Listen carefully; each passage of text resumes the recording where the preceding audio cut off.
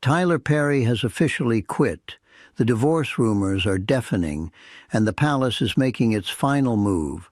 But the real story, the one that explains everything, is the $14 million betrayal that has left the Sussexes completely alone. Welcome back to the channel. And I don't mean the usual surface-level complaints about who wore what or who didn't bow to whom. I'm talking about the kind of news that signals the absolute end of an era for Harry and Meghan. For years, we have watched them burn bridges with their families, their old friends, and their staff. But there was always one person who seemed immovable.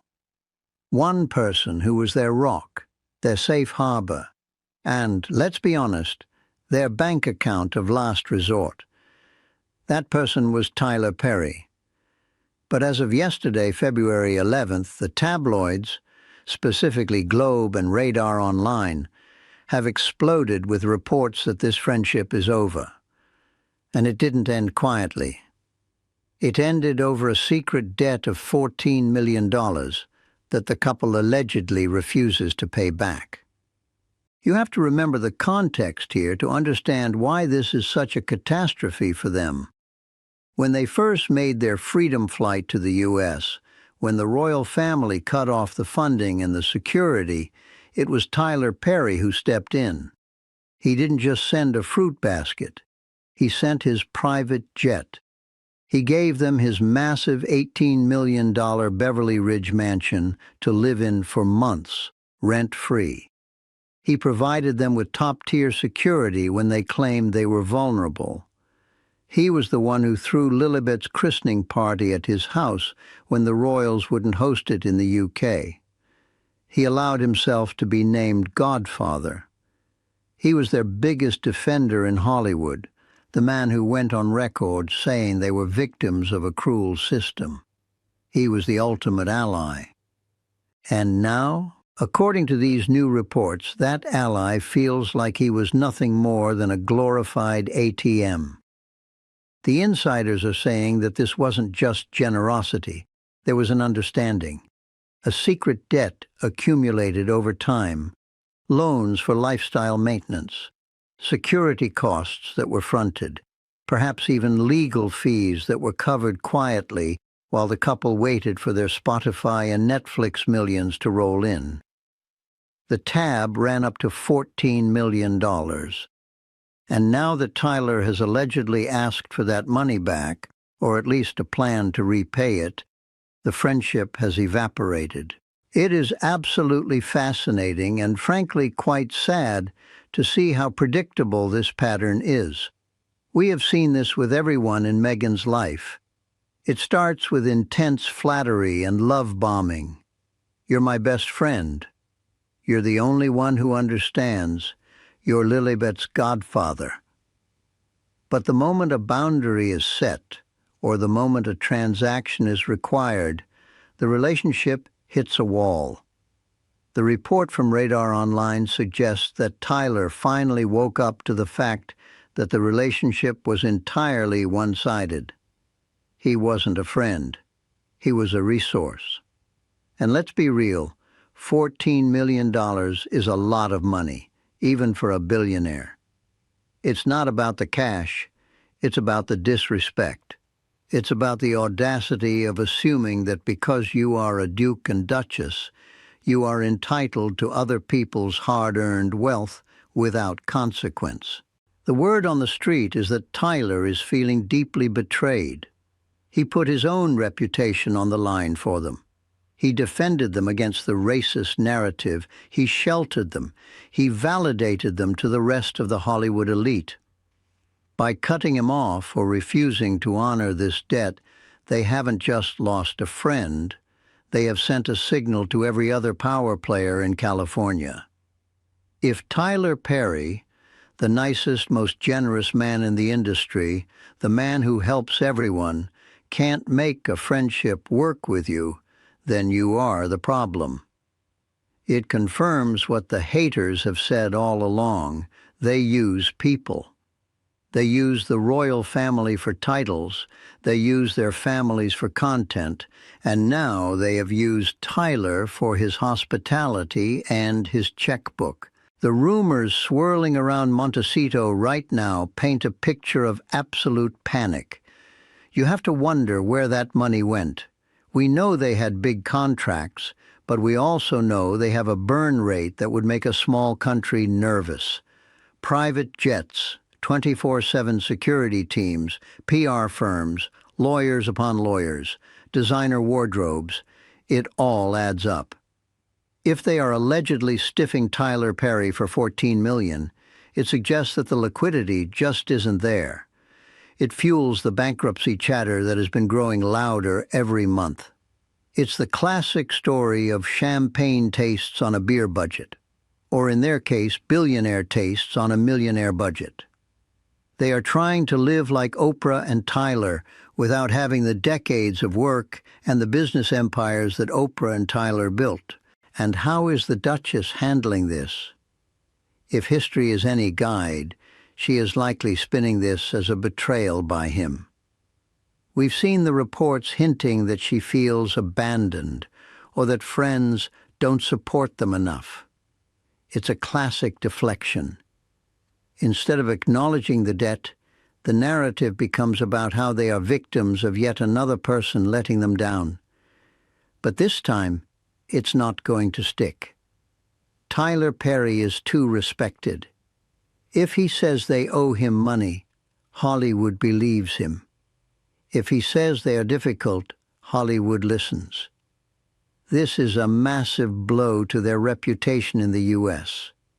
They spent years trying to build a brand based on compassion and community, yet they allegedly can't even pay back the man who put a roof over their heads when they had nowhere else to go. This financial scandal is the crack in the dam. When the money gets tight and the social circle shrinks, the pressure inside the marriage boils over. You can't maintain the facade of a united front when the creditors are calling, or in this case, when the godfather of your child is reportedly ghosting you because you owe him a fortune. This isn't just about a loan, it's about the collapse of their support system. Tyler was the last line of defense. With him gone, who is left? The Clooneys haven't been seen with them in years. Oprah has been noticeably distant. The A-list parties have stopped sending invitations. They are isolated in that big house, and the walls are closing in. It leads us directly to the whispers we are hearing about the state of the marriage itself. You don't have a $14 million dispute with your best friend if everything is sunny and bright at home. Financial stress is the #1 cause of divorce, and when that stress is played out on the global stage with millions of dollars and massive egos involved, it is a recipe for disaster. The loss of Tyler Perry isn't just a financial hit, it's a psychological one. He was their validator. He made them feel like they were right and the world was wrong. Without him, they are just two people with dwindling prospects and a mountain of bills. This betrayal is the catalyst. It's the moment the reality of their situation finally pierces the bubble of delusion they've been living in. They thought the Hollywood train would never stop, that the money would always flow, and that friends would always pick up the tab. But the bank of Tyler is closed, and this financial reality check is forcing a wedge between Harry and Meghan that is becoming impossible to hide. Harry, who gave up everything, his country, his family, his military titles, for this freedom, must be looking at this situation with a pit in his stomach. He didn't leave the royal family to become a debtor in California, dodging calls from the only friend he had left. The Globe report is particularly damning because it suggests that this has been brewing for a while. It wasn't a sudden snap. It was a slow erosion of trust. Tyler reportedly watched them navigate their life and realized that the chaos follows them because they create it.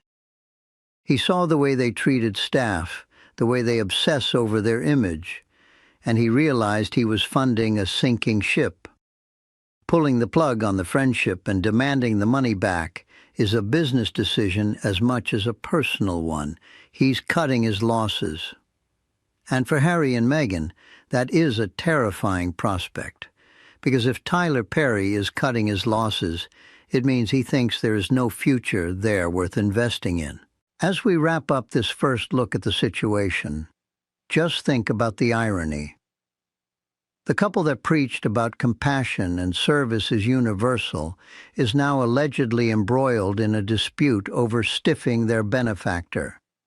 It strips away the last layer of their carefully curated image. They aren't humanitarians. They are seemingly just grifters who ran out of marks. And now that the biggest mark of all has walked away, the house of cards is trembling.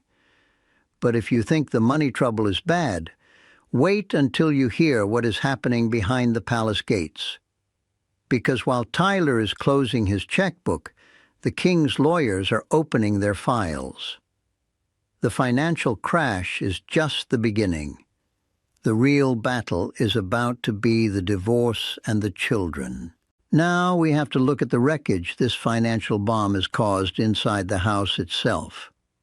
You know the old saying, when poverty comes in at the door, love flies out at the window. Well, in Montecito, it isn't exactly poverty. It's the terrifying panic of losing the billionaire lifestyle they feel entitled to. And let me tell you, when the money gets tight, the masks come off. If Tyler Perry, the man who was practically holding their American dream together with his checkbook and his connections, has walked away, it changes the dynamic of their marriage instantly. It forces us to confront the rumors that have been bubbling under the surface for months, rumors that the tabloids are finally brave enough to print. The divorce is not just possible, it is fast becoming inevitable. We have been hearing whispers about them living separate lives for a long time now, haven't we? The breathless reports of their romantic date nights always felt a little staged, a little too glossy. The paparazzi just happened to be there at the exact right moment to catch a forced smile. Please. Behind the gates, insiders are painting a very different, very dark picture. They talk about a house divided. They talk about Harry spending nights away at exclusive members-only clubs in Los Angeles or staying in hotel bungalows just to get some peace and quiet. You have to wonder what the conversation is like at the breakfast table when you owe your daughter's godfather $14 million and you don't have a concrete plan to pay it back. That kind of stress doesn't bring a couple closer. It tears them apart. It turns partners into adversaries. The word from sources close to the situation is that the Montecito fairy tale has curdled. Harry, who gave up his entire world, his heritage, and his family to be her prince, is reportedly waking up to the brutal reality of his isolation. He is stuck in a golden cage, and the gilt is peeling off to reveal rusted iron underneath. And the Duchess, she is reportedly furious. Not at herself, never at herself. The narcissist's prayer doesn't allow for self-reflection. She is likely furious at him for not being the bottomless pit of cash and influence she thought he was. She married a prince, but she got a man cut off from the bank. And now that the friends like Tyler are fleeing, the blame game inside that house must be absolutely nuclear. There is a theory circulating among the Hollywood elite that Meghan is already in the devaluation phase of her relationship with Harry. If you follow how she operates, she climbs the ladder by utilizing the people around her, and when they cease to be useful or when they become a liability, they are discarded. Look at her father. Look at her first husband. Look at her childhood best friend. Is Harry next? The chatter is that she is starting to view him as an anchor around her neck. He is the reason the royal family hates them. He is the reason they are mocked for spare. And now he is the reason the money is drying up because he doesn't have the earning power of a tech mogul or a studio head. She wanted to be a power couple. Instead, she's half of a couple that is synonymous with whining and debt. But here is where the story gets truly interesting, and honestly a little frightening for Harry. While they are reportedly scrambling in California, looking for new backers or new deals to keep the lights on, London is watching, and London is planning. Do not think for a second that the royal family is just sitting back and sipping tea while this unfolds. King Charles and Prince William are playing the long game. We are hearing reports that the palace has, very quietly, pre-mapped a divorce strategy. This isn't about being vindictive. It's about cleanup. It's about damage control for the crown. They know that if this marriage implodes, Harry will have nowhere else to go, and they cannot have a prince of the realm homeless and bankrupt in America. The secret plan that is being whispered about involves some of the toughest, most expensive divorce lawyers in the UK, firms that have handled royal splits before but never one this messy. The biggest, most explosive issue is going to be the children. Archie and Lilibet, this is the nuclear button. You have two children who are technically prince and princess of the blood royal. They are in the line of succession. Does anyone really think the king is going to let them be used as bargaining chips in a Hollywood divorce settlement? There is a very old, obscure legal precedent, the 1917 prerogative, that technically gives the monarch custody of minor grandchildren. Whether Charles would actually use that is debatable, and it would be a PR nightmare to enforce, but the threat of it? That is a powerful card to play. It sends a message. We are watching, and you will not merchandise these children. The palace's primary concern, according to these insiders, is getting Harry out. Not necessarily back into the fold as a working royal, that ship has likely sailed and sunk, but getting him out of the toxicity of California. They are preparing for what they call an extraction. But the complication is the money. If the Duchess decides to divorce, she will want a settlement that sets her up for life, a settlement that reflects the title she clings to so tightly. She will likely demand a lifestyle that matches the one Tyler Perry was subsidizing. But here is the kicker. Harry doesn't have the money. If he is $14 million in the hole to Tyler Perry, what is there to split? The fear in London is that she will go after the royal family's money, threatening to write more books, spill more secrets, or launch more interviews if she doesn't get a payout.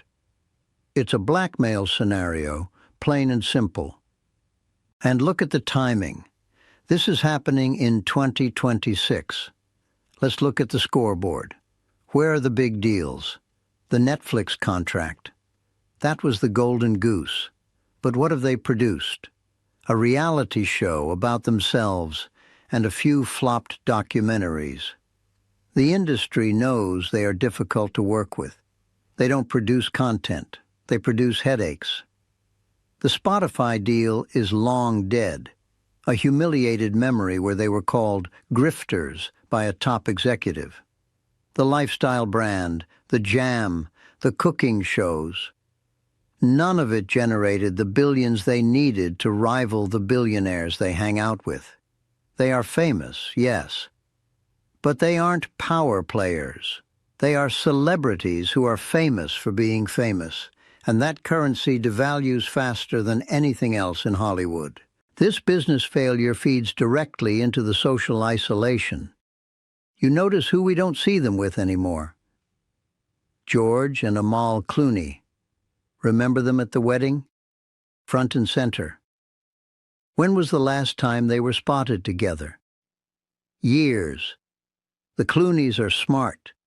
They know when to distance themselves from a sinking ship. Oprah? She did the interview, got her ratings, and has been noticeably cool ever since. Even the political figures they tried to court have kept their distance. Nobody wants to be collateral damage in their war against the British monarchy. It's bad for business. If Tyler Perry is out, the last door has slammed shut. So let's talk about Harry. The man looks diminished. I look at the recent photos and I see a man who is lost. He is 40-something years old, wandering around polo fields trying to relive a life he used to have, but without the respect that came with it. He gave up his military patronages, the one thing that truly meant the world to him, for this. For a life of pitching reality shows and dodging debt collectors. The psychological toll must be immense.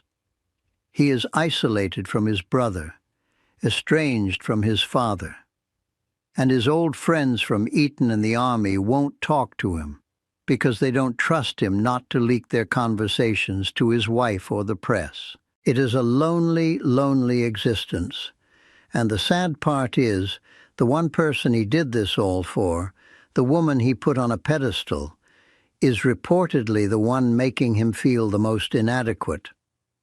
The narrative is shifting from Harry and Meghan against the world to Meghan versus Harry.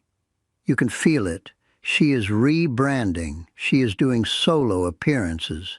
She is trying to remind the world that she was someone before she met him. That is the classic first step of a separation strategy. Establish your own identity, separate your assets, and prepare the narrative. She is likely already meeting with PR teams to figure out how to spin a divorce as her breaking free from the constraints of his trauma. The betrayal of Tyler Perry is the smoking gun.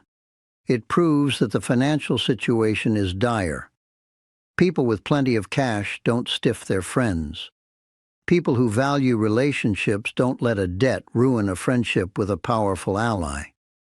This suggests desperation. And desperation makes people do dangerous things. For the palace, this is the red alert. They know that a desperate Harry and Meghan are unpredictable. But they also know that a divorced Harry is a problem they can solve. A married Harry, under her influence, is a loose cannon. There's also the issue of what a divorce looks like in the public eye. We all remember the War of the Waleses in the 90s, Charles versus Diana. The palace remembers it too. They are terrified of a repeat. But this time, the Diana figure isn't a beloved, naive girl who was wronged. It's a savvy operator who has already proven she's willing to burn the monarchy to the ground for a paycheck. The king's advisors are likely gaming out scenarios where Meghan writes a post-royal memoir that makes Spare look like a children's book. They have to calculate the cost. Is it cheaper to pay her off or fight her in court? And if they fight, what dirt does she have? This is the high-stakes poker game happening behind closed doors while we are distracted by the headlines.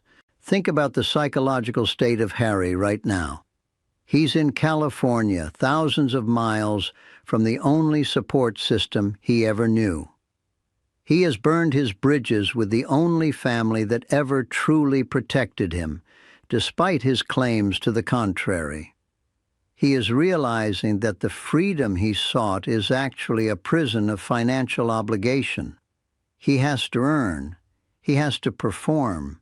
He has to keep the Duchess happy.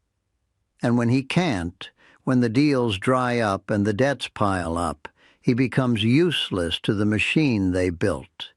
It's a tragedy of Shakespearean proportions. The prince who wanted to be normal is finding out that being normal means worrying about the mortgage and losing friends when you can't pay them back. The palace extraction team is likely looking for a window of opportunity. They know Harry is stubborn.